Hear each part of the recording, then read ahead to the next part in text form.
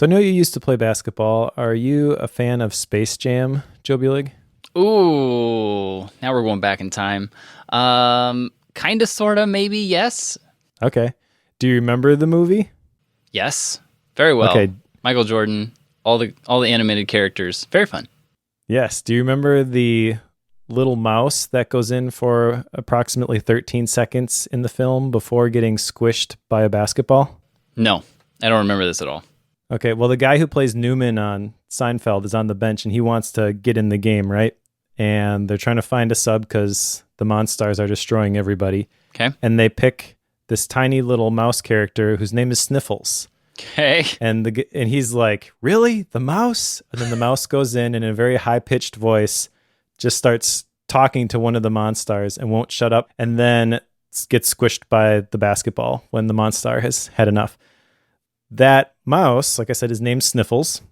Okay. And was played by the person that we interviewed for Focused yesterday. What? Yes, her name is Colleen Wainwright. Okay. And she's done a lot of cool stuff. And I showed that clip after I got done recording because I was doing my prep prior to, and I started looking at all our projects and found, is this the same person? And then found out before we recorded, yeah, she was Sniffles in Space Jam. So I showed that clip to my kids who all love that movie. Yep. And then I'm like, I just interviewed that person. And they're like, what? Mind blown. That's what that is. They thought that was the coolest thing ever. That is pretty cool. That is pretty solid. That's super fun. Yeah. All right. So enough procrastinating on procrastinating. Let's jump in here. We got lots of follow-up items from last time. It's true. And most of mine, again, are not really ones that are going to be completely actionable. I'll start with the actionable ones. First of all, or the ones that I could actually complete. That was basically taking the quiz from Digital Body Language by Erica Dewan. I attempted to do this until I saw what the quiz actually was. Did you look at this at all? I didn't even look at it because I knew myself. I was like, it's a fun thing to aspire to, but I'm not taking this.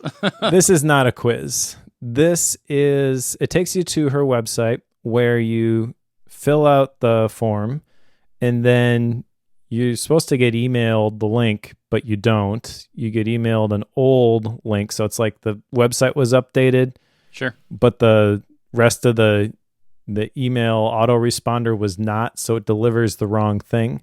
I was able to finally figure it out, though, and it's not an interactive quiz at all. It's literally just a PDF with those little boxes that we saw at the end of the chapters that you can print off and actually write in. Sure.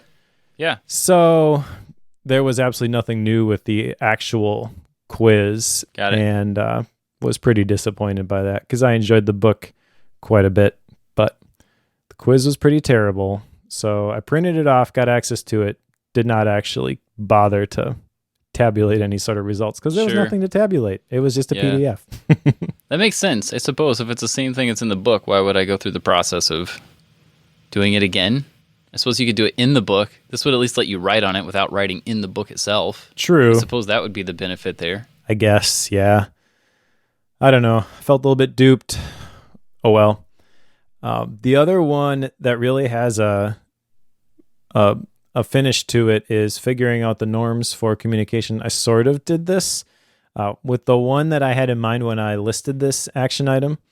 I did think through and kind of codify what are the norms for communicating with this particular person.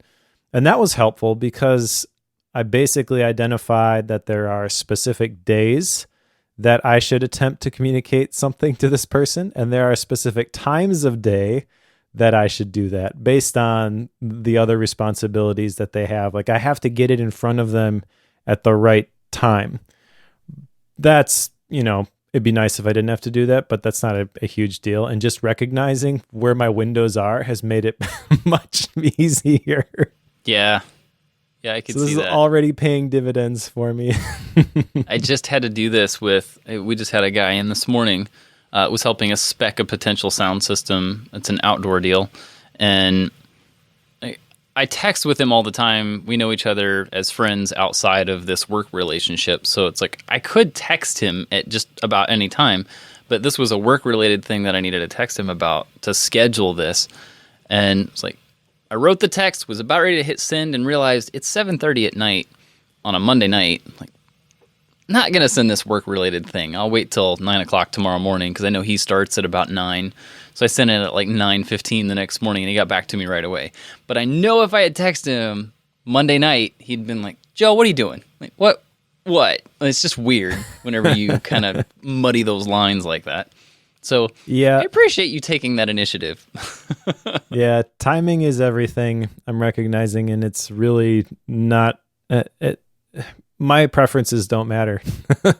That's not a like, I'm resigned to this, but really the more that I study leadership, the more I realize that leadership isn't just like some lofty title and you get all these extra benefits. It's actually, if you want to become a better leader, you got to be more and more selfless, and it's less and less about you. Correct. Yeah. So I'm okay with that. The other ones I've got on here, before we get to the big one, eliminate. I know you're really busy. I guess you could say I've done that because I haven't used it, but I really haven't had the opportunity to pull that out of the bag either yet. So I don't know if this is gone from my vocabulary. I want it to be. I want to ban the mute button, and I haven't had an opportunity to do this either. Just the meetings that I've been in, nobody's using the mute button.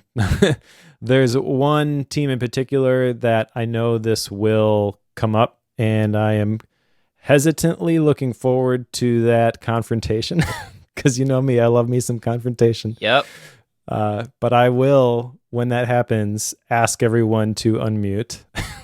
I did the other day ask everyone to put their computers away when we were in a meeting. Well done. Yep. Be mindful of whose voices I amplify. I don't think I've amplified anybody's voice since the last one. But I've been thinking about that item specifically. Okay. So I don't really know who specifically I'm going to amplify. But like I said in the last one, I do want to recognize that I don't want to just like keep echoing the people just like me who say the same things as me, which is kind of what happens in the tech community specifically, is like somebody has an article about something, whether it's Mac Stories or Jason Snell or whoever, and then everyone in the circle like writes a blog post and points to it or retweets it, Yep. whatever. So there's enough other people doing that. And then the one that everyone came here to find out about, did I keep a procrastination log? I did not. Oh, Mike. I have been on sabbatical Mike. until this week. And then this week, I did not keep a procrastination log. I still think there is some merit to this. I think it's going to look very different than I had envisioned before we picked today's book. But I don't think procrastination is the 4-letter word that we always thought it was. Okay. We'll get into that in a minute. I think it depends on what we're procrastinating on, but... Exactly. All right. So those are my action items. You've got 2. Yes. How'd you do? The first of those is to compliment in public. Basically, the gist behind this is that I lead teams of people for running the video production, sound production, live stream stuff for Sunday morning. So I've got, I forget what the number is, around 18 different people that work underneath of me in various things at the church. And as a result of that, it's very easy for me to kind of just set everything on autopilot and then just kind of sit back and show up whenever things go bad. And I don't want to be just the guy that shows up when things are bad. So I've been trying Joe's to make here. sure... I know, right? If Joe shows up, somebody screwed up. Like, that's generally the way it's perceived currently. So what I've been doing the last couple weeks is just whenever events or when things are happening, if I see something that happened that went really well, I make sure I go over and find that person and make sure that I'm thanking them and pointing out and showing what I saw despite whoever's around. Like, if everybody's around, sure, that's great. But I want to make sure that it's possible for everybody to see what's happening there. There have been a couple cases. Now, the trick with this is coming from digital body language, right? So the idea was this is in the world of email and texts and such. And one thing that we started to do as a result of this is we're playing around with the idea and working towards some form of like a review of how did the week go that goes out Monday morning. It's like, here are all the good things that happened. We could make that, I mean, it's very easy for people to take that and say, here, and also here are all the things that went wrong, right? It's very easy to just kind of throw that underneath. But I don't want it to be that, because if I'm pointing out all the positives, that gives everyone else something to aspire to as well, who's a part of the team. So that's kind of what I'm trying to do. Like, okay, Steve did a really good job at setting up that camera shot, and I noticed it. So let's talk about it, talk about why it worked, and hopefully that will happen more often in the future. So anyway, been doing that. I've already received a handful of folks thanking me for doing that who have noticed it. So I think it's going to have quite a few positive results from that, but it's also a chance for me to just notice the good things and not just the bad too. So awesome. It's good on both fronts. Same thing with kids, right? Catch them when they're doing good things, not necessarily when they're doing bad things all the time. So true. Same thing. That was the first one. The second one was to pick up the phone more, which you gave me a chance to do yesterday, and I didn't take it. And I've been good about it outside of Mike calling me. Yeah, I called Joe yesterday and left a voicemail for the only reason that I wanted to give him an opportunity to fulfill his action item. But if he did it outside of me, then that's fine. Yeah, I did do it a lot outside of you. There are a handful of places where, like, we were in the middle of scheduling who's going to take care of what Sundays for the next 3 months.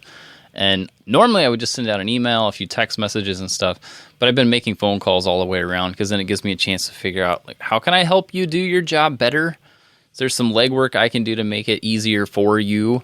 And trying to ask those questions at the same time. I normally wouldn't do that over email or text. It's just weird to do that, but I'll do it over a phone call. And again, I mean, it's had a much bigger impact than I expected. People are like, oh, well, yeah, I'm super awkward on the phone, but yeah, this works. So there is that side.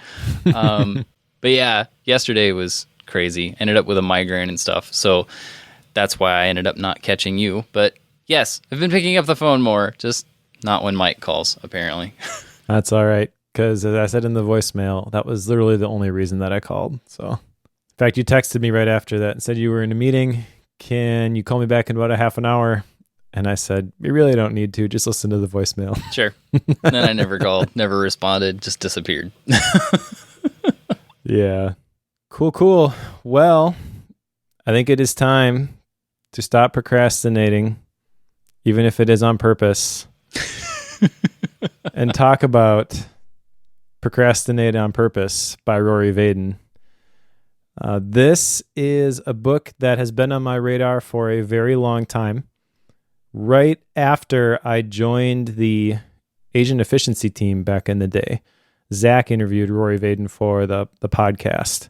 And I think that was around the time that he published this book.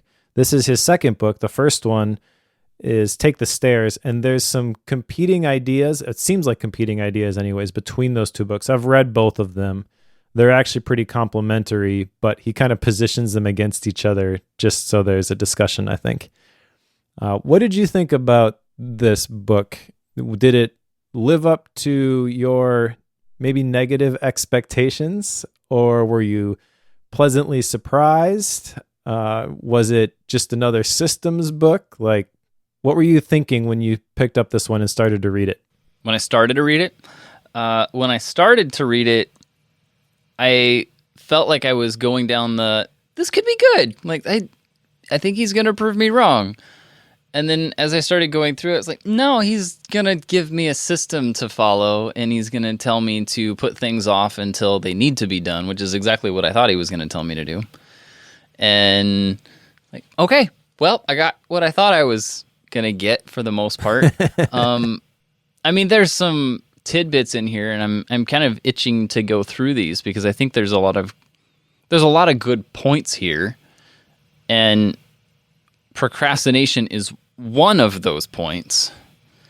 But depending on how you want to define this, I'm not certain that the title of this book fits what is in it.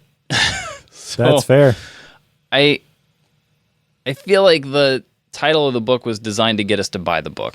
I feel like it's one of these clickbaity type titles, and what's inside of it is good stuff, but it's not what I expected. Sure. I think that's completely fair. At least I should say it's not what I expected if I go off the title. It is kind of what I expect. You get what I'm saying? Like, it is kind of what I expected. If you follow Mortimer Adler's approach to reading a book, then you have a different idea than if you've just read the title. Yes, very much so. So it's in line with that approach, but not just from reading the title. Right. I think the title is kind of positioned in a way that, procrastinate is one of those words that people are always like, oh yeah, that's a problem. I struggle with that.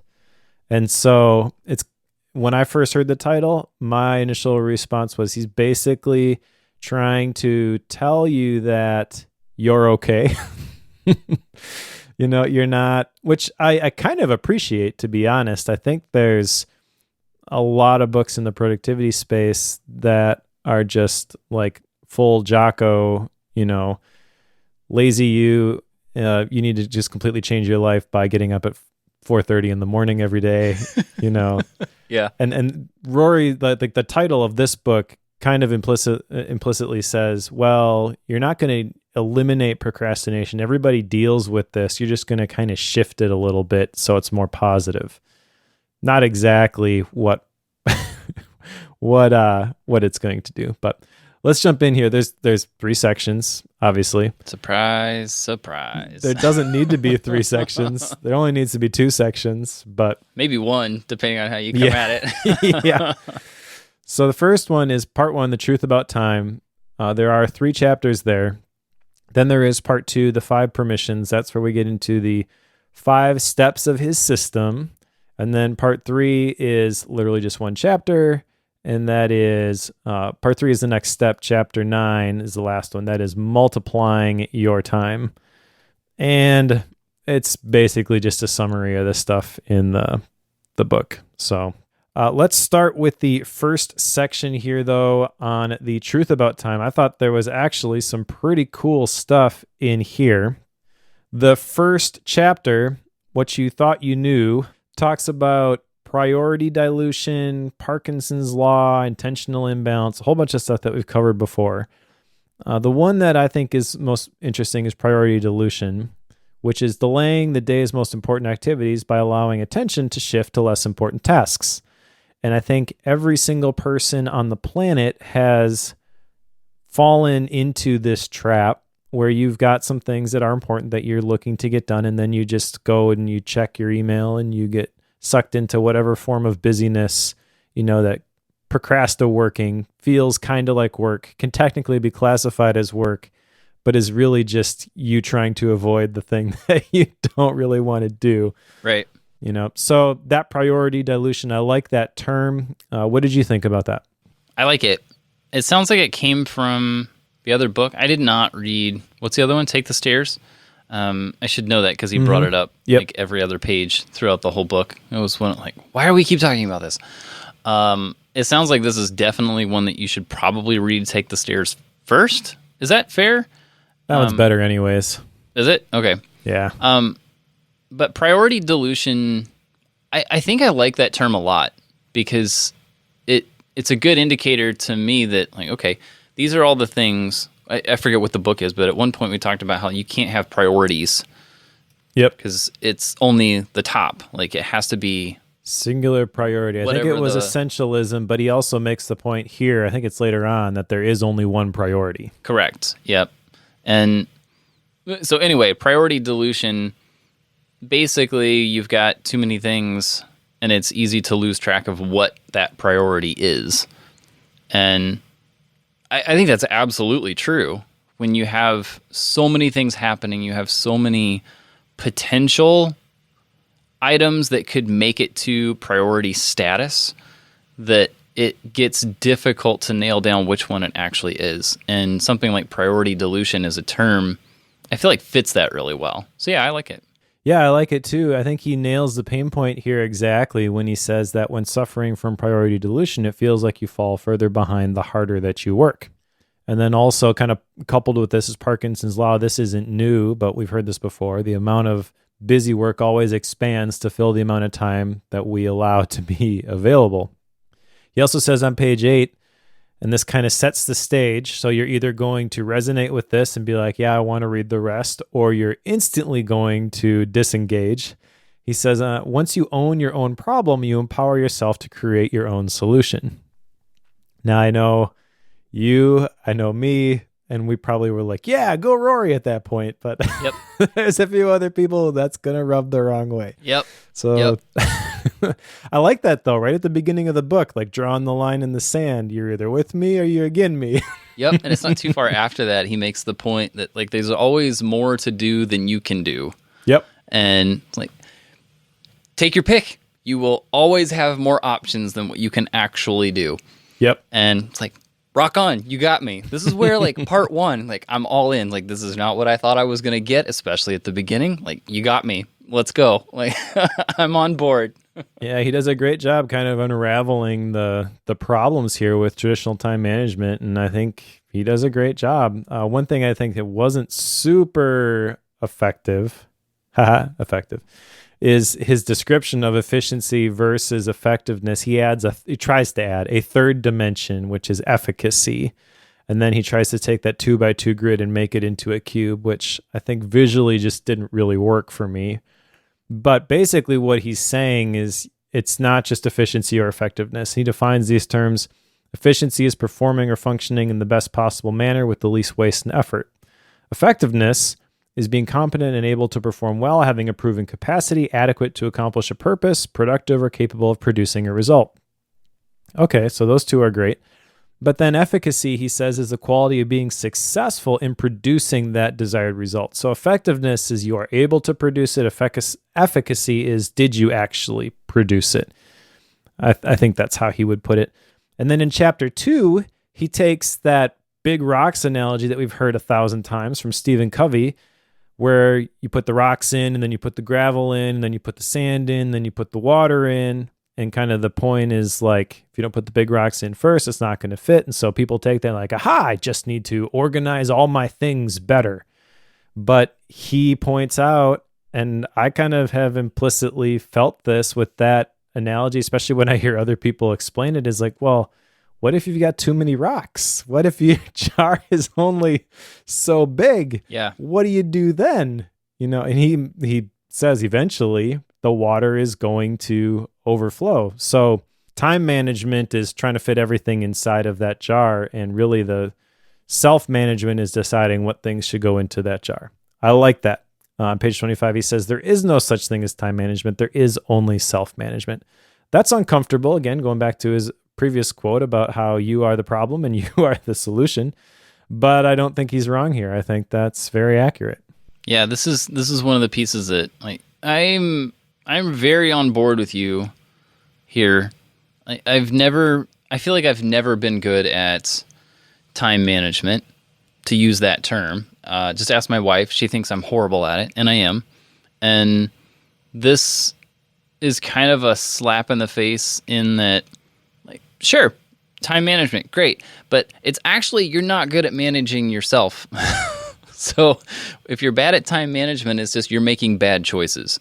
That's what he's getting at. And like that, like, okay, I put the book down at that point to be completely upfront with you. Like, all right, how do I don't like you right now, but we're not friends anymore, Rory. We are not friends, but you're right, and I am going to continue reading this because now I need to know, like, you've set the problem up very well. You have identified the problem that I deal with extremely painfully clearly, and now I need it solved. So please tell me what comes next. And I mean, he set that up really well. But yes, he spoke to my heart at that point. Which ultimately, I mean, on that topic real quickly, that's really what you want. Even though it's uncomfortable, you want someone who will show you your blind spots. That's why people hire coaches. You know, it's not just so that they can tell them, hey, you're doing a great job and be a cheerleader all the time. They want to know what they're doing wrong so they can fix it, right? So that is what a true friend does, is they maybe say it nicely, but they're like, hey, Joe, knock it off. I noticed you're doing this thing and it's going to hurt you. Yes. Right? At least you hope they would point it out. That's for sure. Yep. Then the last chapter in this section is called Multiplying Your Time. This sets up the model for this system, because he's basically saying, like, there are really successful people who function differently, and what they have done is they have learned to multiply their time. Just as time management has limitations, so does prioritizing. You can only put things in the proper order so much. Eventually, you got to do the things, and you got to cut out the ones that really don't matter. So you go back to that Covey quadrant. You know, what is important, what is urgent. And urgency he defines as how soon does this matter. Importance he defines as how much does this matter. And then he tries to add a third one, significance, which is how long is this going to matter. That was interesting. I never thought of it that way. I guess I kind of bundled that into the important column whenever I would try to rank these things. I'm not sure how helpful that would be to break out a separate access, you know, and decide as I'm doing things, is this something that's going to matter 5 years from now, or is it not only going to matter for the next, 5 minutes? I could see that being valuable, being weighed into the equation. I'm not really sure that this works for me, though, the three-dimensional grid. I feel like the third dimension, it makes it harder to nail down what to do, because it by adding the third dimension, it automatically is it doubling or is it tripling the number of options in that whole quadrant, because it's no longer a quadrant, right? And yeah, I don't know. It's significantly more, though. That's for sure. Yeah, like possible combinations messy. You're talking about, right? Yeah, I think it doubles it. I think those is the way that works. So it goes from 4 to 8, and when you do that, it's now outside the realm of you being able to process that mentally. For most people, I mean, generally speaking, trying to sort through 8 categories in your mind to figure out where something fits in amongst 8 categories. I feel like 4 is already like towards the limit. 3 is kind of where you need to be. But that said, having the third dimension and processing, like, okay, how urgent is this? How important is it? And then also, how significant is this? If I'm looking at, say, 30 years out from right now, is this worth, and there's some numbers and stuff we can talk about later about how to calculate some of that, but 30 years from now, how significant will this be to me? And using that as a gauge to decide what you should be doing. It's a really cool idea. I just don't know. I feel like it's kind of shoehorned into this whole matrix quadrant setup. And I'm like, well, okay, sure. That part I'm probably not going to use, the whole 3-dimensional cube bit, but the concept of significance on top of urgent and important, that I resonate with. That part I would probably use. Yeah, because he mentions that significance, that helps work against priority dilution, and I 100% agree with that. He also, the main point that he's making in this chapter is that multipliers make decisions based on the future. So if you've got all of these things that you have to do and you don't take into consideration the significance and does this really matter going forward, it's easy to just feel overwhelmed by all of the things that you have to do. But then he says here that choosing how to spend your time is emotional, not just logical. Okay, I agree with that too. I can see how my emotions are already influencing how I am ignoring certain things. So basically what he's telling me to do is to harness that emotional decision making and have a bias towards things that matter going forward, not things that matter right now. Play the long game, essentially. Sure. And he says that multipliers give themselves emotional permissions that others don't. I think this is a really cool idea. If this is the first time that you've stumbled upon that idea, that alone could make this a 5-star book for you. Yeah. I also think there's a lot of resistance to this because we've got a course on email, and I've talked to people and I'm like, you don't have to respond to every single email that comes in. Like, yes, I do. Don't you know my boss? Don't you know my coworkers? And interestingly, I mentioned Colleen Wainwright at the beginning. She's the lady who did Sniffles for Space Jam, and she manages a team and does it all out of email. But she's got all these filters set up, which basically bring the things that she needs to see to the front, and everything else is automatically filters out. And she is, if there was one person on this planet who can legitimately say, I work in email all day and I need to see things right away, it's her. But even she has these systems set up where she's filtering this stuff so she doesn't have to do all of that mental load of deciding all these things. And that's kind of, Rory talks about that later too. So sometimes, I start arguing with these people who just are fighting for wasting time in email. And I'm just like, I'm not going to win this one. You've already decided, like, there is no changing your mind. So I'm just not going to try anymore. And I do think there's a potential of you getting to that point with this book as well. So that's fair. I don't live in my email. Even people that I work with know you should text Joe. You don't email Joe. All right. Anything else from the first part before we get into the second one here? I don't think so, because I think the second part's where we're going to spend most of our time. All right. Because we get to go through the 5 pieces. Yes, part 2 is the 5 permissions, which sounds really nice. And then there's this graphic, the 5 steps here. Let's just walk through these. Eliminate, automate, delegate, procrastinate, and concentrate. And there is a visual here. The process is you start with you get rid of everything that you that you shouldn't be doing, eliminate. Then you automate all the stuff that you can. You delegate all the stuff that you can. And then what you end up with is just stuff that only you can do. And then you're going to either concentrate on those and you're going to do those now, focus, or you're going to procrastinate on those things and do them later, in which case you're going to dump them back up into the top of the funnel. All right. So with that as the backdrop, let's tackle these one at a time, starting with the first one, which is eliminate. And these are called the 5 permissions. Again, this is labeled eliminate, but eliminate is the permission to ignore. And this is the one that I think if you got nothing else out of the book other than Rory saying, hey, you can ignore some stuff, it's probably got tremendous value for some people. It's so true. So true. He gives a whole bunch of examples of things that we shouldn't be doing. Redeciding was one that stood out to me. If you make a decision, jot down the result of that decision, take action on it right away. Don't just say, oh yeah, I'll do that later. And then you have to make the decision again later.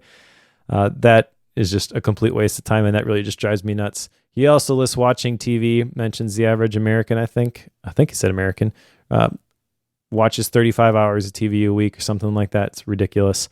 Eliminate unnecessary meetings, long emails, unnecessary change, a whole bunch of things here. And the big revolutionary idea here is say no.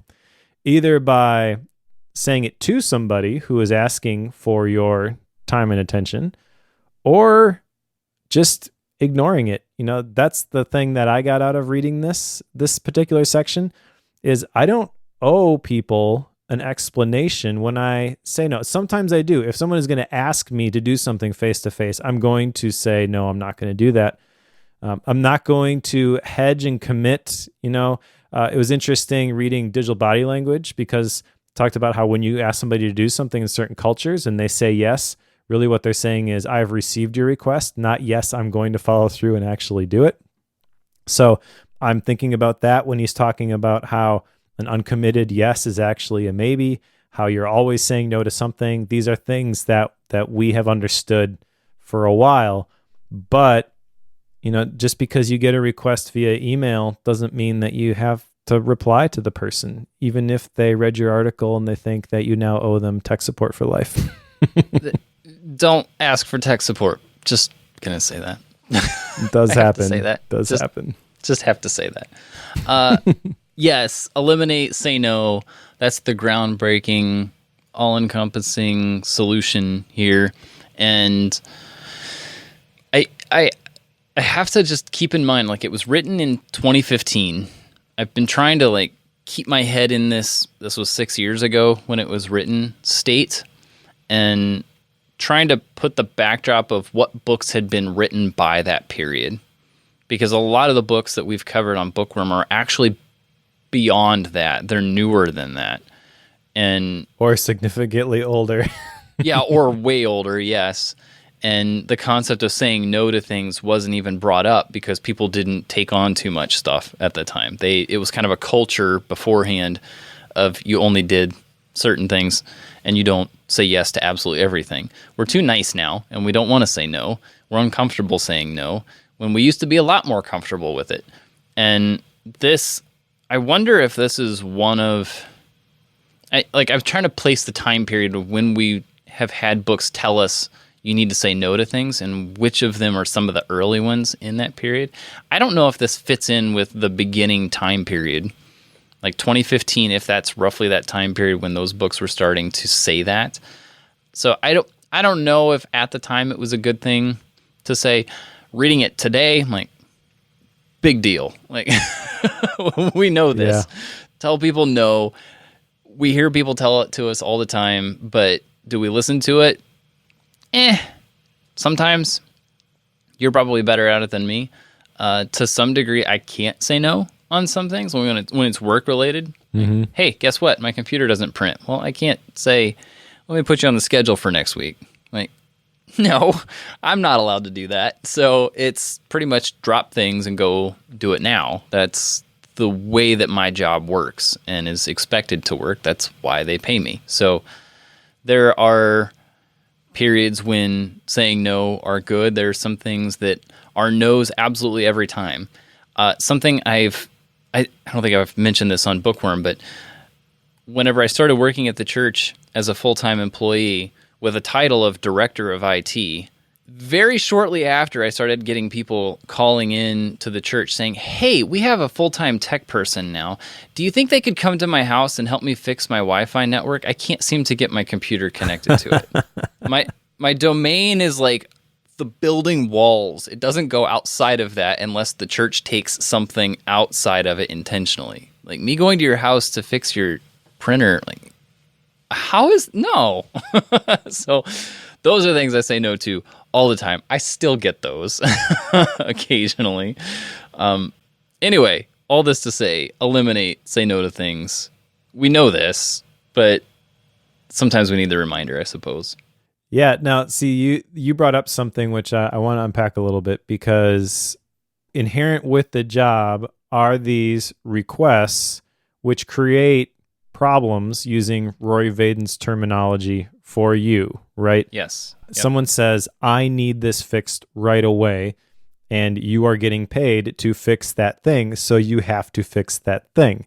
You don't like the fact that they can completely derail your day, but that comes with the territory, right? Yep. But go back to the beginning of this book where he says that once you own your own problem, you empower yourself to create your own solution. So I think Rory's approach to this would be, you are volunteering to work at your current position. So by saying yes to the job, you're saying yes to these other things. So it's not really a restriction of your ability to say no, just that no is not just a no to that individual task. It's probably no to your future employment at your current position, yes. Which some people are going to be so terrified by that they're going to feel trapped, like they don't have an option. But what Rory is trying to do, I think, is help you see that you do have other options. You can get another job. You maybe don't want to go through the whole process, right? And that's completely fine. I wouldn't want to do that either if I was in that situation. Yep. But that is technically an option that most people are not going to consider. Correct. One thing to point out here is that whenever you own your problem, They have a problem, they bring it to me, it becomes my problem, right? And in that particular scenario, take the whole, hey, I can't print scenario, right? I can own that problem in that is now a fact-finding mission to me. Because why is it not working? Is it potentially going to be an issue for someone else?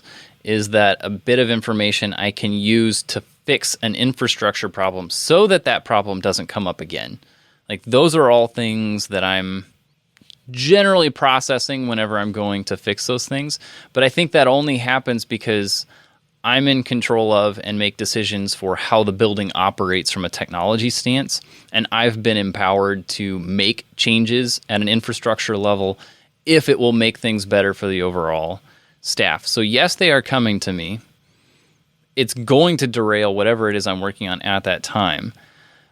But I also know that I've been building, we've talked about some of these other, like, how do I set aside time, deep focus, all these deep work, all that stuff. How do you set aside time to actually do your work?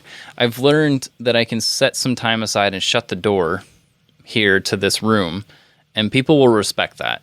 So I know that for about an hour a day, I can probably shut that door without anything major going on. I have to pick when that hour is going to happen, though. Because if I do that at the same, like, say I am going to do it from 8:30 a.m. to 9:30 a.m., okay? But I know that at 9 o'clock, there are 3 groups coming in. They're going to do different things in different places in the building. That's not a good idea to do it at that time frame. Wait until they're about 30 minutes past done.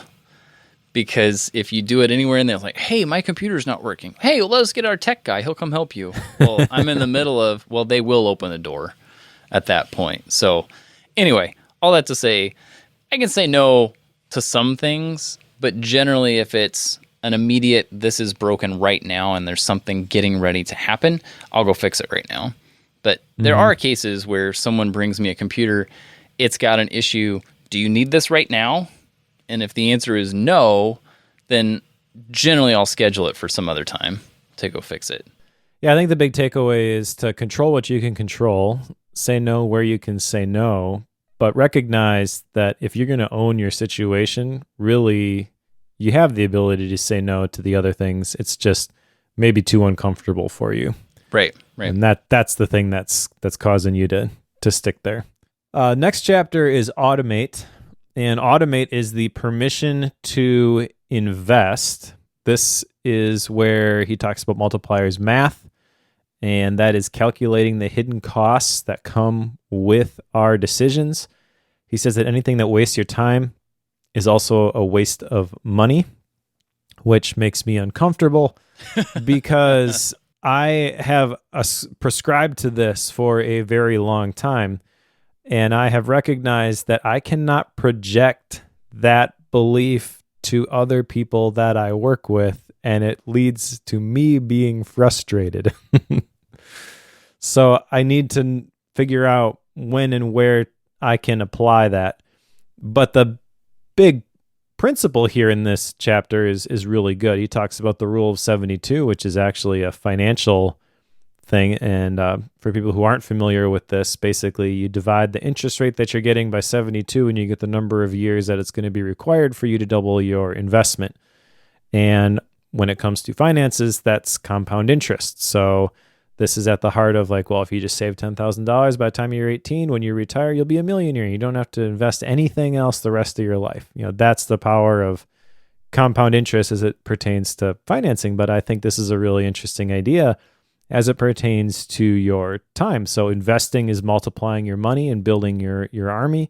Spending, you're losing money and you're depleting your army. When you're borrowing, you are using your money to build someone else's army.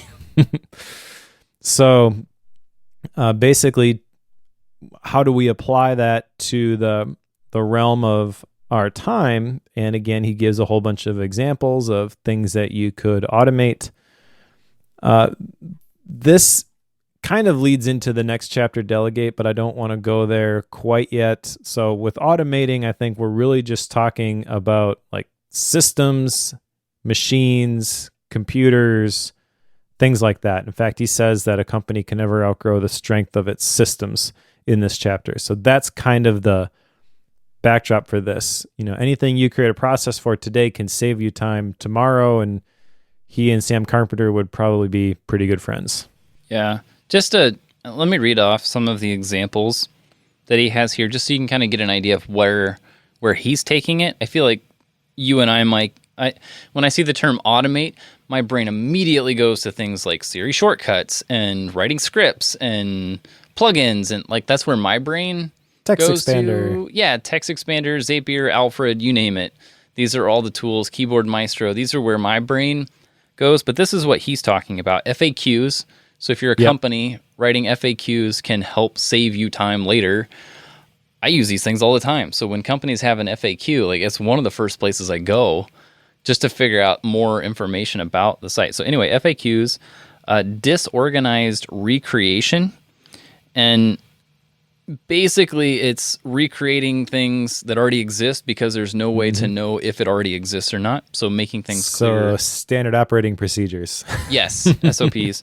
Online bill pay, so it's easier to pay things. Data backup sync. Neat receipts. It's a specific thing, but anyway.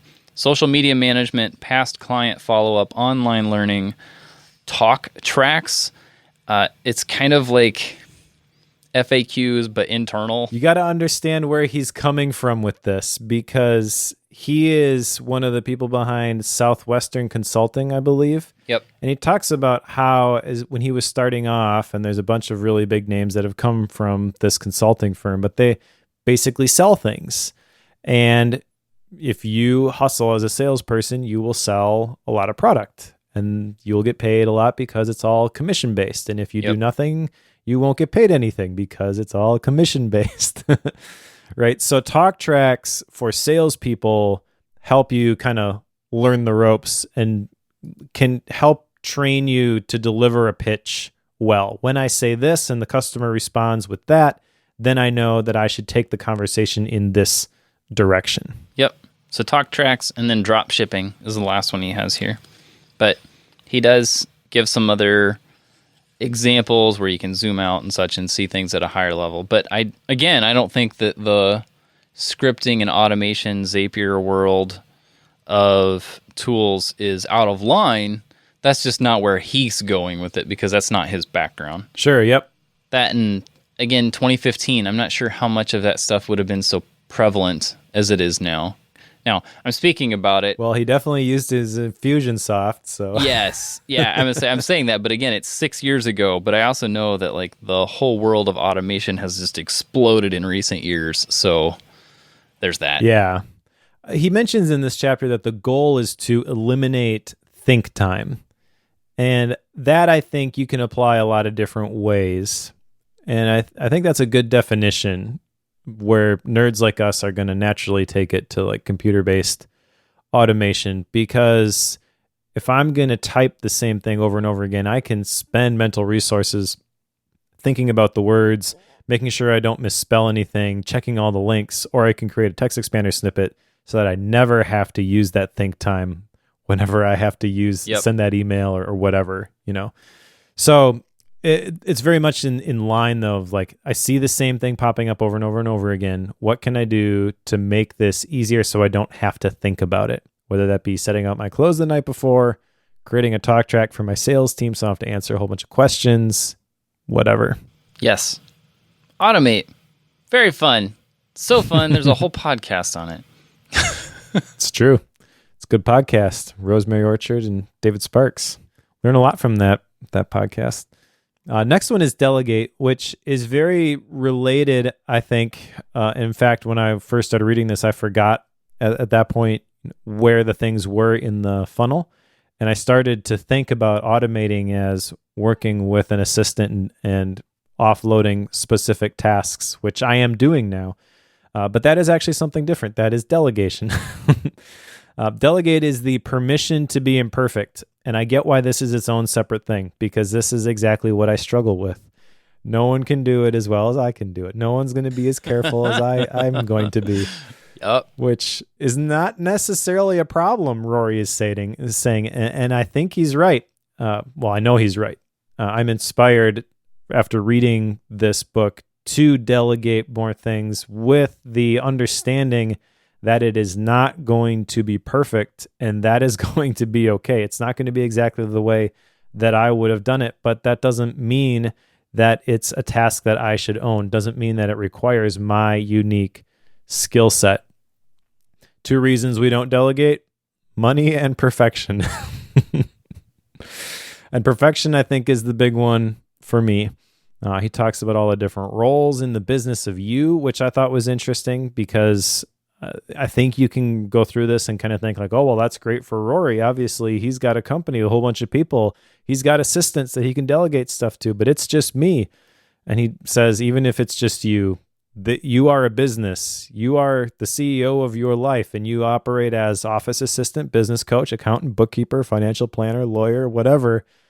And recognizing those roles and recognizing which ones you don't really need to be involved with is important. And then if you're going to delegate that stuff, then it's worthwhile spending additional time to get someone else trained up to do it. This is where the 30X rule comes in. He says it's a worthwhile investment as long as you can delegate the task for up to 30 times the amount of time it would take you to do the task yourself. It's probably even higher for stuff that happens all the time. But that's always been the big thing that's held me up is like, well, I know that it's going to buy back more time, but it feels like even if it takes twice as long, it's like, I'll just do it myself. And I got to push back against that and recognize that no, you got to play the long game if you're gonna multiply your time and delegate stuff effectively. I do this one a lot. So I have an assistant that works under me at the church. And whenever I've got like a routine task that happens every single week, which drives me up a wall, I don't like repetitive things that are the same thing over and over and over again, where you take this file and you move it over there, you clip the beginning and end and kick it out. Like that sort of thing, like there's no creative thing to that. It's just a mechanical, take this, cut it, move it on.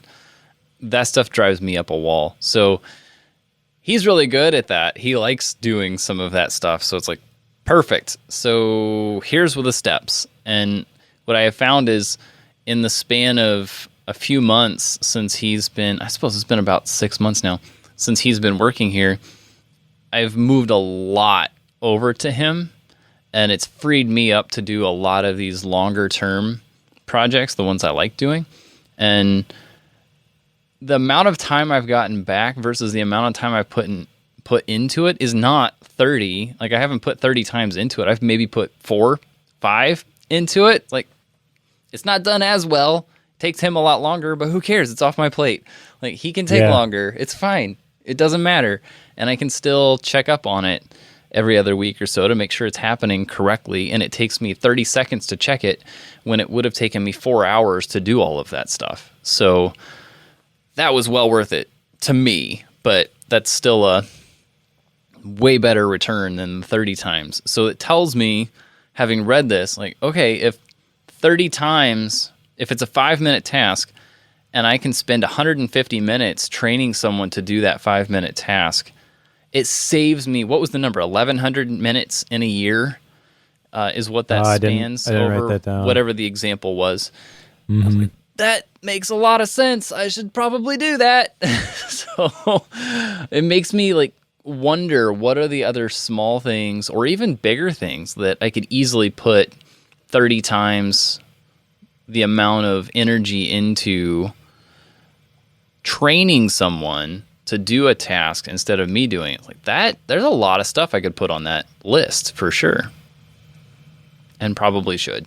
Yeah, me too, which is where one of my action items comes in, is to figure out what I'm going to delegate to my assistant. Yeah. And then bite the bullet and spend the time, create the processes, even though it's going to take me a lot longer. Set it up so I don't have to do it over and over and over again. This particular chapter probably inspired me the most out of everything in this book. But that's, again, just because the timing is kind of perfect for me getting my feet wet with the virtual assistant. So cool. All right. Next one, chapter 7. We are now out of the funnel. this is where we procrastinate. And procrastination is the permission to be incomplete. And this one is like fingernails on the chalkboard of my soul. I want things to be complete. I want things to be done. I want all the boxes checked. But yeah, I understand where he's coming from here. The key question for fishermen, he says, because fishing is about timing. It's not about doing the right thing and doing it a certain quantity. You could have perfect casting form and be out on the lake 8 hours a day casting perfectly. If you're not in the right spot at the right time, you're not going to catch any fish. Which I'm not really an outdoorsy type of guy. I don't really enjoy fishing, but that particular metaphor, I guess, really kind of spoke to me. Maybe because I've been out on the boat bored before. Sure. And I was like, I don't really want to be here. What if this could be easy? Why am I here? There are no fish. Why am I throwing this in the water and pulling it back in? I don't understand. Exactly. It's the most useless thing I could be doing. I get it. That's not why people do it, but yeah, just not my thing. So timing matters, and a multiplier knows that it's not about what or how, but about when. And so if you go into your task list thinking about, is now the right time to be doing these things, I totally get where he's coming from the way he's defining procrastination. The typical way of people define procrastination, where you just are unconsciously putting something off. You're unconsciously delaying something because you're not looking forward to it. But kind of related to that is patience, which is intentionally delaying something because we determine that the timing is wrong.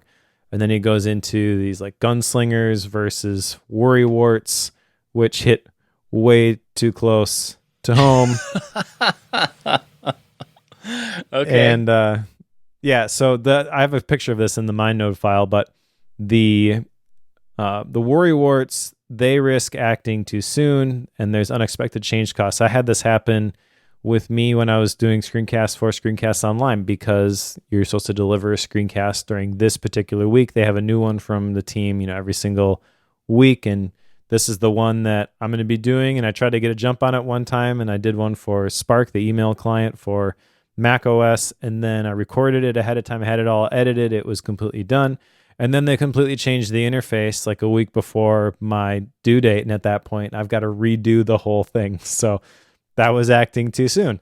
On the other side, you can wait too long, and then there's all of the after last minute costs, which I thought was interesting because last minute is actually the ideal time to do something.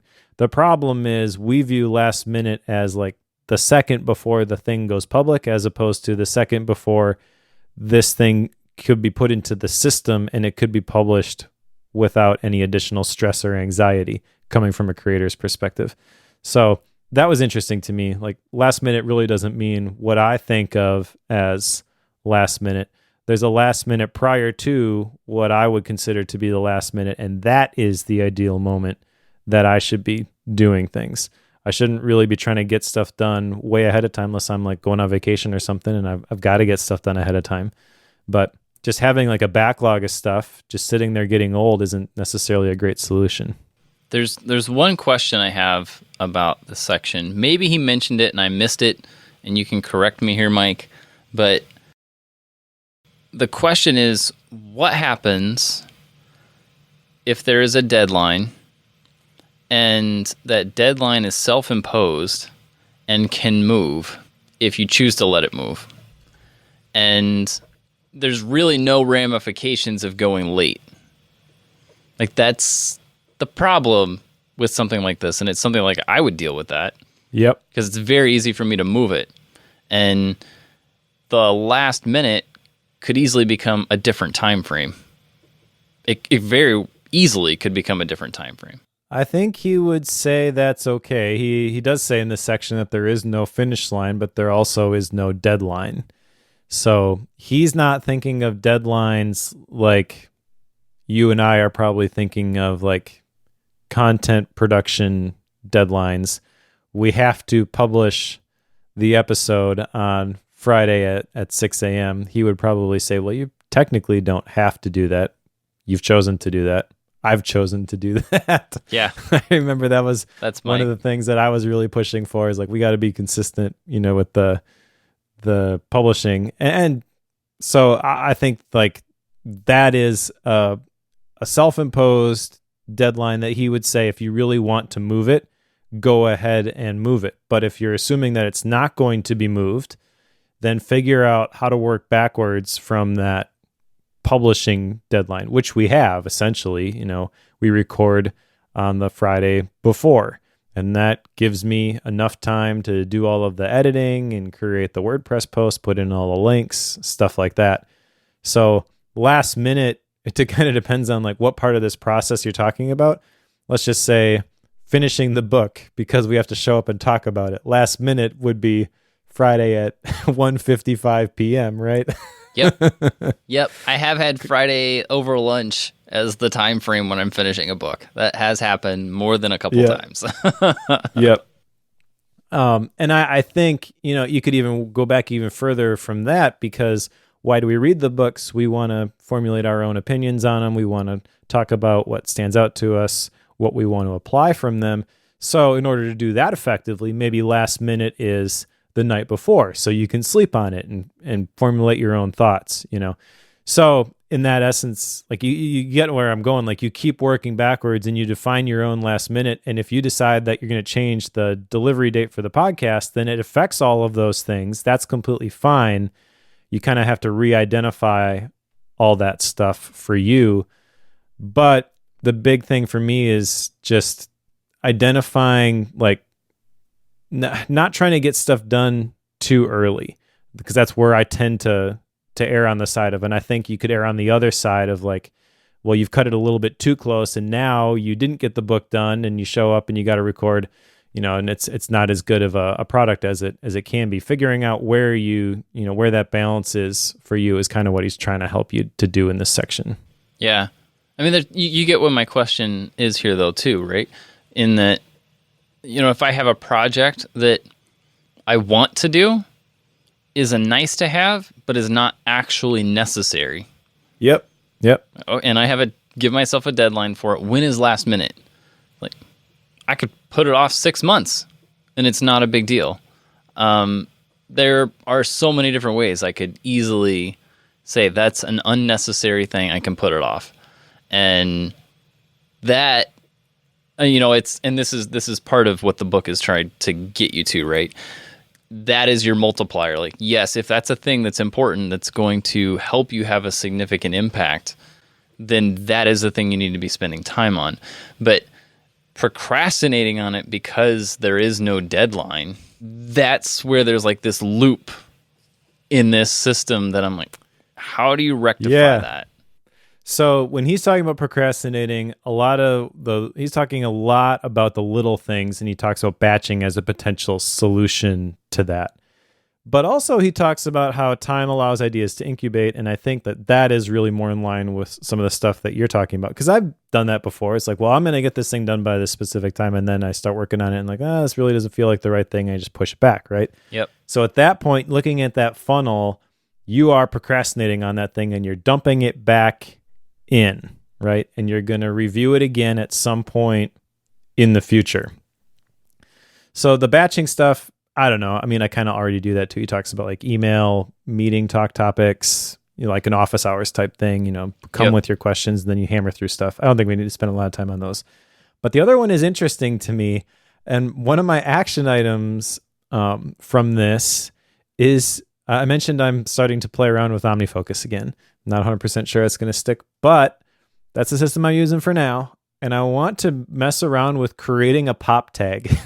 And I'm not sure how I could do this, but basically I want it to, like, every time that I look at something and I decide, no, I'm not going to do this right now, it like adds another number to the pop tag. I know I can create sub tags. It's probably what I'll end up doing. I'd like it to be more of a manual or an automatic process. But you get where I'm going with this is like, okay, Yep. so this is the third time I've looked at this popped project. At this point, whatever that number is, and I think I'm going to settle on like 3. At that point, I have to decide like this is just not something I should be looking at. Sure. I'm going to just delete this project now because it's obviously not important, or make it back as like a single point on a someday maybe list. I don't really know exactly how I want to implement this, but I do get where you're coming from, and I think it's fine. Is my big takeaway. I think he would say if you don't feel like doing it right now, then just don't do it right now. At that point, it's going to procrastinate, go back into the funnel. And the missing piece here from his system, I think, is how many times do you revisit that over and over and over again? Because that is getting at some of the wasted redecision stuff that he's talking about. At some point, you got to put a number on that and then say, okay, we're either going to do this or we're not.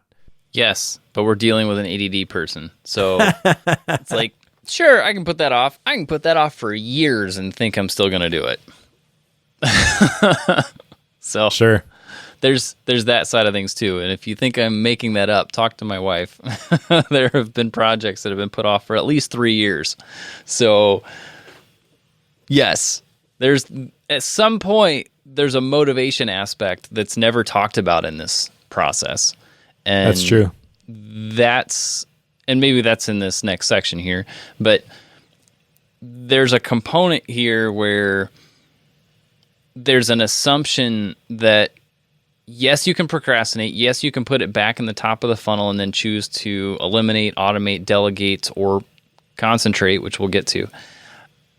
But you have this option to put it back in the top. But at some point, you either have to decide to not put it back in the top or to actually work on it. At some point, you have to make that particular decision. And that decision isn't as simple as, sure, I'll do it now. Like, yep. For some people, they can't just do that. I would say I'm one of those people. So it's very easy for me to just keep throwing it in the top. And I will do that repetitively just so that I don't have to make that decision, or because I think I'll get to it. And then whenever I get to the time period where I've actually got time set aside to work on it, it's like, YouTube's more fun. Let's do that. Like, that's the problem with some of this, I think. And that's part of what I was struggling with. Like, okay, there's a component here that I feel is very important. It's very small, but it's not talked about. It's like, how do I get myself out of that loop? And it's never talked about through this. Maybe I missed it. I think maybe he feels that he dealt with it already, because in chapter 3, he talks about discipline. And he says that disciplined people don't actually like discipline. Sorry, Jocko. Yes. They just think about it differently because they have that multipliers mindset and they see long-term what the discipline is going to lead to. So I can see an argument, and I'm putting words in Rory Vaden's mouth right now, but based on what he has said in chapter 3, I would think he would say, well, you have to have the discipline to do the thing that needs to be done. So the whole purpose of the funnel is to get you to identify this is the thing that needs to be done right now. And at that point, there's no question about whether you're going to do this or not. You're just going to do it because you've developed that multipliers mindset, and you know that when you get it done, it's going to feel really good and it's going to provide X, Y, and Z and all this other stuff. I don't know what he would say to ADHD, It's like, yeah, that's all fun and roses, but I do think that's the danger of this system, is that you do just keep procrastinating on things. You're constantly shuffling the deck chairs on the Titanic. Yes. And I don't know. Maybe that's a inherent major problem with the book and the system. I guess, it would be interesting if we had read this at the very beginning of Bookworm, because I think there's 2 different time periods, kind of like BC and AD for me with Bookworm. There's the books that I read before I read How to Read a Book, and the books that I read after. Sure. And the books that I read before How to Read a Book, I would have taken in isolation, and I would have been like, yes, Rory, teach me your ways, and I'm going to apply everything that you are going to tell me. And afterwards, I'm just kind of like, That's interesting. I don't agree with you.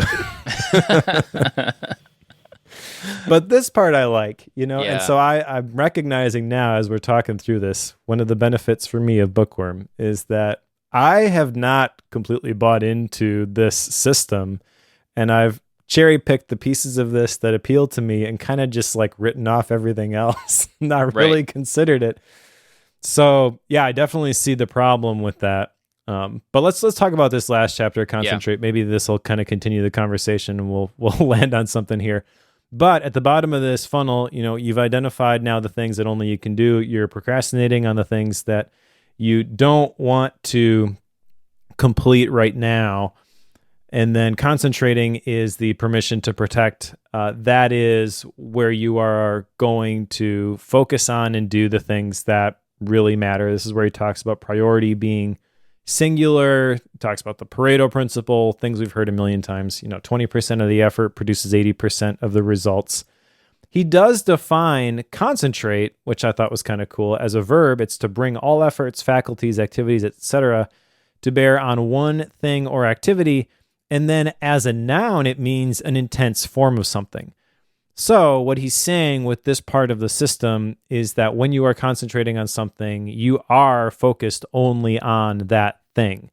There is only one priority. That is the thing that you are doing. It has all of your attention. You're not thinking about the thing that comes next. And I think that's the goal of any good task management system is it's going to show you the thing that you should be thinking about right now, and it's going to just hide everything else. If your system does give you like a whole bunch of options and you have to pick one, then it's really not working the way that it should, in my opinion. But you still have to choose to do it. You do still have to choose to do it. It's like you can have the best system that brings you all the way to the point where it gives you only one thing and it tells you what that priority is, but you still have to do it. And this is something that I've seen a lot of folks, like this is partly why I think people switch task management systems. Like for whatever reason, they've built their system in OmniFocus. And at the end of the day, they find that they're not checking things off and they're not accomplishing what they want to accomplish. So obviously the answer is the task management tool isn't doing its job because I'm not getting my work done. So obviously I need to go try Todoist or Trello or text files or drop it in Obsidian, or I need to find some other tool so that I can get this stuff done, so I can keep track of it, so I can get this stuff done. And then they go to the other tool, they get all the migration stuff done, they build it all out, it's super fancy, super nice, and for some reason, I'm not getting all the things done that I put in that system. So obviously I need a different tool. Do you get what I'm saying? Obviously, yeah. It's not the tool in most of these cases. So trying to, and this is like the part that I'm trying to break. And I know that for me, trying to stick with a single tool, which in my case is the bullet journal, and Nikki kind of messed with me yesterday on a session for Analog Joe. It's like, So anyway, it has to do with daily logs and writing it in a notebook and on note cards, and anyway, messy stuff. Not messy, just different. Anyway, trying to find some tool that helps you keep track of what it is you're supposed to do is only one small piece of that broader conversation. Like what Rory's saying, discipline is a big part of this. Motivation is a part of this. It's not talked about here. And at the same time, like, I'm not sure that's what he needs to do here, but I know, especially today, given how tired everybody is of pandemic stuff, like motivation is kind of hard to come by for a lot of folks. And yeah, this system, if you follow the funnel, throwing tasks in the top, eliminate a bunch of things, automate a bunch of things, delegate a bunch of things, procrastinate what you don't have to do right now, and then concentrate on the ones that you're supposed to be doing right now. When you get to that point, you have to be able to act. And if you have no motivation, acting is not that simple. Sure. And there's now either games you have to play with yourself to convince yourself to do them, which is a lot of what I do, and bring yourself to a point where you can see the big picture and see that doing that thing will help you out later on, and apply that to the concentration piece.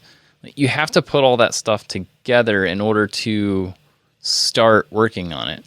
And for some people, that's super easy. You put my wife on this and she's like, okay, done. Like, she's on it. It doesn't even phase her. She'll just be right on it. Me, on the other hand, like, no, it doesn't work that way at all. Sure. So it's a very different conversation if you put this with her versus me. So anyway, I'm probably repeating myself at this point, but you get my point. Like, this is I do. Potentially a problem for some people. It will be interesting to hear your perspective on Take the Stairs. Okay. I haven't read that one in quite a while, but I imagine that would address a lot of your concerns. And like I said, he kind of talks about that book a lot in this one. Doesn't do a real great job, I think, of bringing over the concepts from there. And again, it's been a long time since I read that one, but one of the things that stands out specifically to me from that is a story he told about buffalo. So there's a difference between buffalo and cows. Cows, if they see a storm coming, they will try to run away from the storm, which obviously is not going to work. Works real well. But he says in Take the Stairs that buffalo will actually run at the storm and get through it as quickly as they can.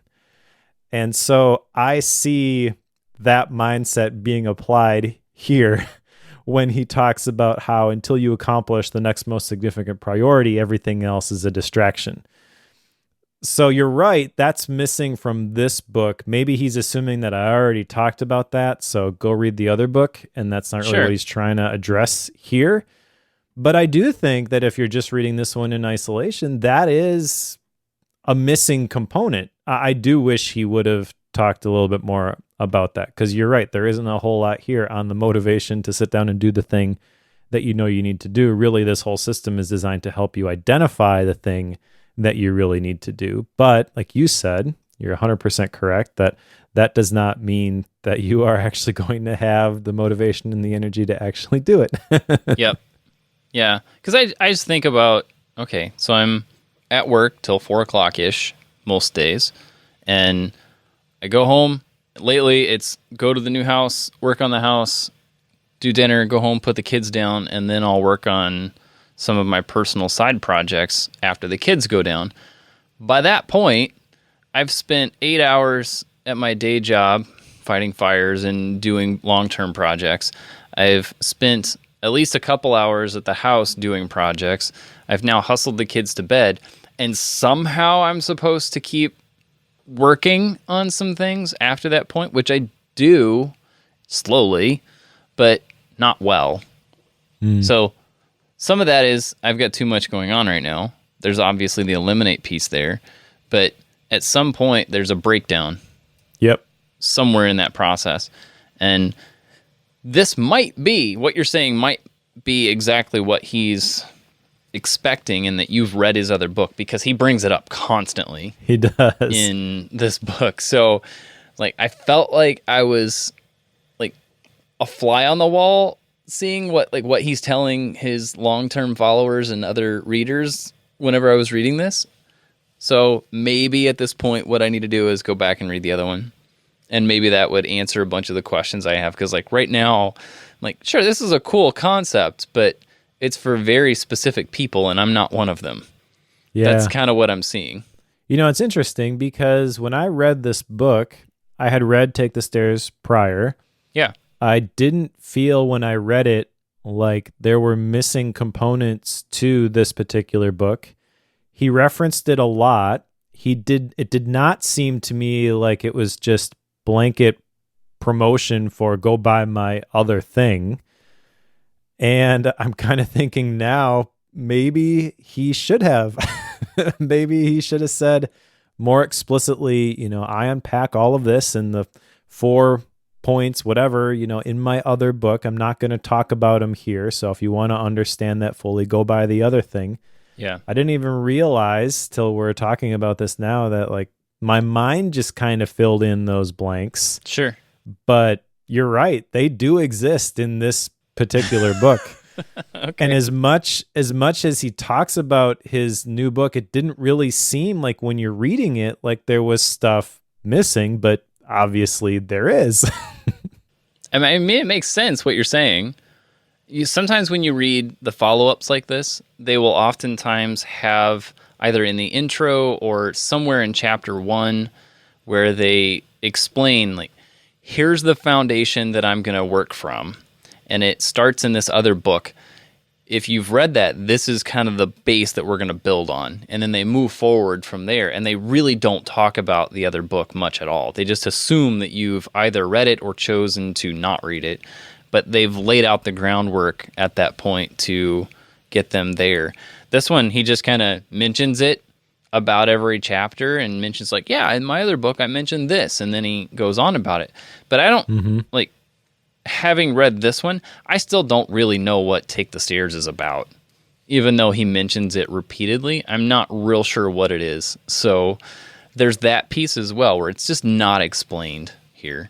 Yeah, I feel like there were 3 options and he chose the wrong one. Yes, which is refer to the old thing over and over and over again without, both of these would have been better, explicitly stating, if you want to understand a key piece to this, go read the other book, or explaining more in depth in this book the concepts from the other book so we didn't have to go read it. But let us know what is missing here. Yep. And because he didn't do that, and he just keeps pointing at the other book, he's kind of doing the reader a disservice without telling them the clear path forward. You know, we can kind of, a lot of times we see those things like, oh, we'll go buy my other thing, and that can rub us the wrong way, but even that is better than leaving somebody hanging. Yep, for sure. So anyway, all this to say, I feel like there's a gap in this whole thing, but it sounds like it might be filled in with the other book, in which case that's probably valid. Sure. To have that gap here. Yeah. All right, let's talk about the last part here real quickly. Part 3, the next step, which is really just one chapter, multiplying your results. I don't have a whole lot to say about this. He says that procrastination, like employee turnover in a business, is an invisible cost, and I agree with that. I think that's an important point to recognize. And then he talks about farmers later on, or previously in the 5 permissions section, and how they work double time, part time for full time freedom later on, or something like that. And so he makes the point here that what you want to be doing is you want to be planting seeds instead of fighting fires. So I think that is a great way to summarize this book. It doesn't give you anything specific. You got to kind of decide that for yourself, what sort of seeds you're going to be planting. But then he ends it with a Bible story.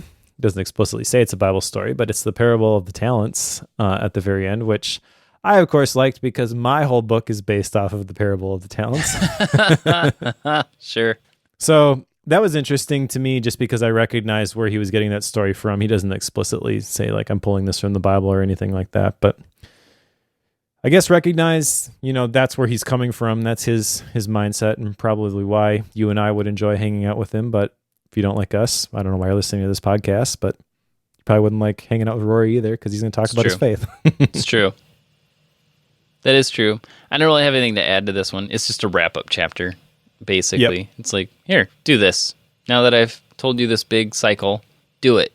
Exactly. All right. So, do you have any action items from this book? I have one, and I feel like had I read the other book and filled in this gap that I've been talking about, I would probably have a lot more. But because I feel like there's a lot of flaw in the whole cycle to me, that meant that I didn't really want to commit to much off of this because I feel like I'm going to be setting myself up for a rough failure to try to do that. So I have one, and that's in the automation territory. I have a bank of like video projects that I do on a regular basis that I could build templates for that I haven't done, and it would help me create things much faster. And that I could see as a pretty big multiplier in this process of like, okay, if I have a template where I can record a video, edit it down, and drop it into this particular bank that has all the background music, has all the intro, outro, base graphics already built, I will make a lot more of these. And this is both for work stuff and my personal stuff. So that's what I want to work on. It's going to take me a little bit to build those, of course, but I think it will have pretty big payoff in the long run. So that's the one action item I have from this one. Cool. Yeah, templates are a great, we didn't even talk about that in the automation section, but that is a great way to automate. It goes a long ways. It really does. Yep. Yeah. I've got a couple. So the big one I mentioned is I want to create that pop tag in OmniFocus and figure out a system for how many times I review those things, and forcing myself to just admit I'm not going to be doing this thing at any point in the near future if I see it a certain number of times, which I think is going to be 3. So I want to build that by next time. I also want to identify the tasks that I can batch. I sort of have done this already with like email, but there are other things I think that I could batch and then work those into my time block plan. And then identify the tasks that I can delegate and create the processes in order to do those. That's the big one for me. I'm inspired from this. And I don't have any like specific ones that come to mind as I'm doing this, but I think this is the one where I will see the most benefit from. That's the one I have the most excitement behind at the moment. Cool. So those are mine. Nice choice. I wish you all the best with them. Hey, thanks. All right. Style and rating. My book. I got to go first. I will start with the style part first because I really like Rory Vaden's style.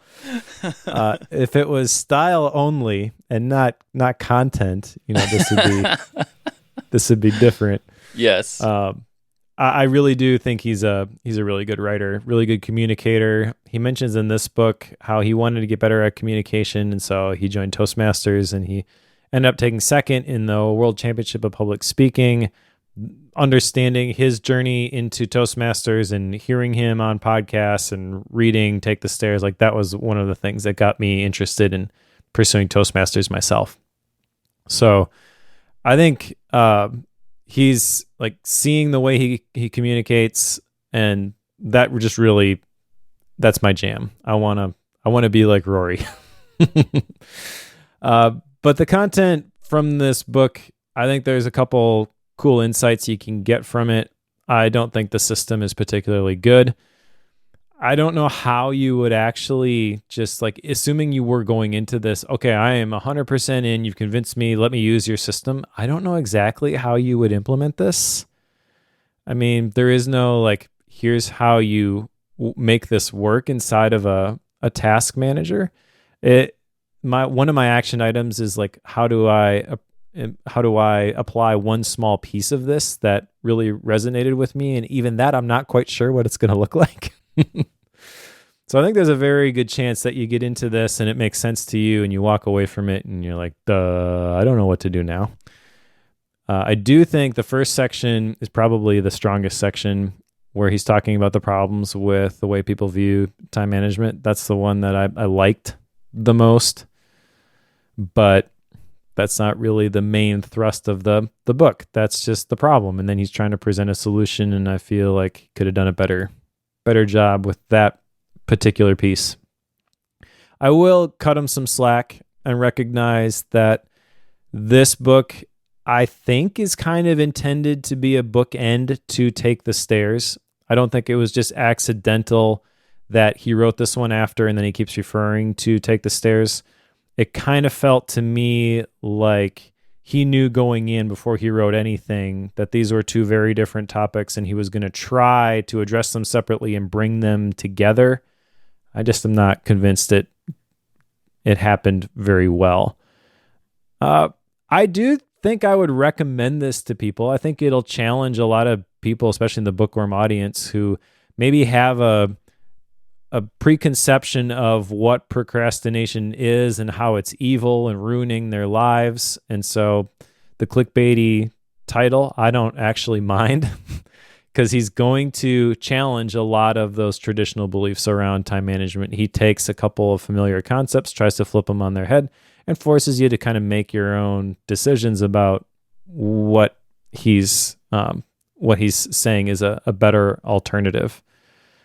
I think I'm going to put this at 4.0. I'm trying to decide 3.5 or 4.0. I'm going to, like I said, give him the benefit of the doubt and say a lot of the shortcomings, like the gaps not being filled in, maybe he could have done a better job pointing people towards some of the key concepts and take the stairs. But I also don't think he's trying to be an author. I mean, I think he's written these 2 books. I don't know what else he's written. I don't see him like making the circuit. I think he's primarily working with Southwestern Consulting. So I don't know. I think maybe this was never really intended to be his main thing. It was just a message that he had to share, in which case kudos to you. I mean, that's the situation I found myself in when I decided to write my book, and I'm sure lots of people could point out a lot of mistakes that I made in mine. So I like that, though. I like the fact that like this isn't your purebred New York Times bestselling author, even though he was on the New York Times bestselling list, I believe. You know, this is somebody who you wouldn't necessarily consider an author, and he's just like, I'm going to go for it, you know. And did he do it perfect? No, but he did a pretty decent job, especially when you compare them to a lot of the other books that we've read. Yeah, there's some stuff that he missed and could have been tighter, but overall, I think this is pretty cool, and it kind of inspires me. You know, I want to redo my book because I see all the stuff that I've more complete thoughts and better mental models and things like that. So I think there's a lot of other people like me in the bookworm audience who just need a little inspiration, permission to go for something like this. You know, if Rory can do it, if Mike can do it, you can do it. So I think there's value in that. So I'm going to rate it a 4.0. Okay. Well, I think, you know, we've talked about like the gap and stuff that I've seen in here. The style of this, he's very good at like bringing stories in that make a lot of sense. Like you mentioned the farmer story. Like he's talking about how much time do farmers spend working during harvest, and he calls out 18 hours. I'm like, yeah, that's about right. Like having been there and done that one, yes, absolutely, 100%. You know, it's 11 o'clock, if not midnight before you're home. It's 4 or 5 in the morning when you're back out in the field. Like, yep, it's about right.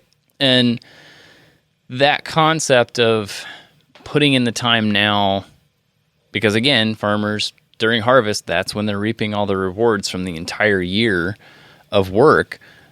They're not going to put in that amount of time midsummer. I mean, they don't have to, and don't. Midwinter, there's really nothing to do other than, you know, a few hours of maintenance here and there every day. So there's you make it back at other periods in the year. And that is, I think, the concept of multiplying that he's really getting to here. And he does a good job of bringing that out with some of these stories. Some of the things that I'm noticing, like as we're talking about this, and you know, this being his second book, and it's maybe not his thing to be an author. I'm like, the bottom of this says New York Times bestselling author of Take the Stairs, but this is not a bestselling book. Yeah. Right. So, and at least I don't think it is. It's not. At least this copy doesn't say it. He's got Seth Godin as a recommendation on the front. John Acuff is on the back. The back calls out that he's a self-disciplined strategist, and he's the co-founder of Southwestern Consulting. But something that I've noticed in the past is whenever we're reading the second book from an author and the first one was a hit, they'll put New York Times bestselling author of whatever that book was on the front. But if this one's not a bestseller, it usually means this was a cash grab in a lot of cases, because they did the follow-up book because the first one did so well. People are like, give me more, and I'll buy it. And then all the people who bought the first one bought the second one, and then it's a money grab for them because they can make a ton off of that when it happens. And then the content of this really doesn't matter a whole lot to the publisher. because they've got a best-selling author on their hands. They can sell that all day long. So I'm not saying that this is a cash grab. I'm just saying that that is a very common thing that happens, and we've seen that. As someone who hasn't read the first one, this feels like that, to me anyway, because like you're saying, there's the 5-step process, but how do you apply that? Like you're saying, like, what do I do with that? I mean, it's a cool concept, but how do you work through this? Like, what is the flow? When do I do this? And do I have to do this with every single task that comes to my plate? There is no real, like, it's a great idea, but I'm not sure what to do with it. Like, that's kind of how I feel with it. Sure. So I feel like I want to read the other one, even though I feel like this one has a lot of gaps and such, but it's because he has such a great way of putting things together and helping you understand the concept that he's talking about. I just don't think the high level is all there. I don't think the broad topic was put together as well as it could have been. But again, that might be because the other one has that in it, and that's actually required reading for this one. So if that's the case, this could be a really, really high-ranking book for me. But as it stands, like, I feel like I need to put it at a 3.0 because I'm just a bit baffled by some parts of it. Like, okay, I'm not sure what to do with this. And I feel like that's on the author to bring that out. Again, what he presented was really good, but I feel like he didn't choose to present the things that I could use. And it was just here's some fun ideas sort of thing. So I'm not going to rank it very high. So I'm going to put it at 3.0. Probably not going to recommend this to a bunch of folks. And that's primarily because I think I'm going to read the other one first before I decide on if someone should read this one. And if I do that, it would be a recommendation in pair. Like, you got to read both of these together. They're in conjunction to each other. So you got to have that. Yeah, I think that's fair. I'll quit talking about it now. But those are my thoughts about it. I thought he had a great style. Put it at a 3.0. I'm ready to put it on the shelf. All right. Well, let's put it on the shelf. And what are we reading next? Yeah, the next one is Liminal Thinking by Dave Gray. I've kind of seen this one around for a while. Have had it recommended to me a few times from some friends, and I feel like it'd be a good fit for Bookworm. How do we think? We've kind of been on that train a little bit lately, so let's continue that. It's been kind of fun. All right. And then, what are you picking? I don't even know. I'm blind on this one. What are we doing next? Yeah, well, you inspired me after reading this book and raising all the questions about motivation and actually following through and doing the work. Sure. So we are going to read after that Willpower Doesn't Work by Benjamin Hardy. Okay. And I feel like this will be interesting because we've read The Willpower Instinct, and I feel like a lot of the books that we've read have talked about willpower, don't deplete it, yada, yada, yada. The topic, I just think, is something that it's the right thing at the right time for us currently. So sure, let's get to the bottom of this and figure out how to get our work done, Joe. OmniFocus and my bullet journal just won't do the work for me. As much as I try, they won't do it. It's true. Oh, fun times. Yet again, Joe has no Gap books. Do you have one? I do. I finished one. I finished Creativity by John Cleese, which is just a short little book. That was pretty fascinating, actually. And I have another one that I am starting called the 5 a.m. Club by Robin Sharma, which I don't know a lot about Robin Sharma. I looked at some of the reviews and it looks like this is a very polarizing author. Not really sure what to expect going into this. But I also think it's more of a narrative than it is like a system sort of a thing. So kind of along the lines like Patrick Lencioni. That's my impression, having just cracked it open. Sure. So, yeah, I've debated that one for Bookworm a couple times, but it doesn't seem like it would fit real well. But anyway, it's crossed my mind a couple times. Well, if I read it and I'm like, we're going to have a cool conversation about this, then I'll pick it for Bookworm. Okay. All right. Sounds good. All right. So thank you, everybody, for listening. Thank you to all the people who joined us live. You can do that, too. If you go to bookworm.fm, you'll see all the links to all the different things Joe always tweets out the schedule ahead of time, so that's always fun.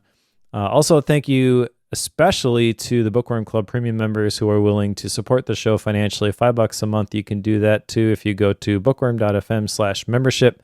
You get access to a couple of goodies, wallpaper that I created, a couple Gap episodes that Joe recorded back in the day, and then the MindNode files that I create whenever I take notes on these books. I upload those, and those are available to members, both the PDF versions if you just want, something to throw into your Obsidian or whatever, and also the MindNode file, because I know some people like to use those as a base when they're reading their own books, and then they kind of edit it as they go. So all that stuff is up there.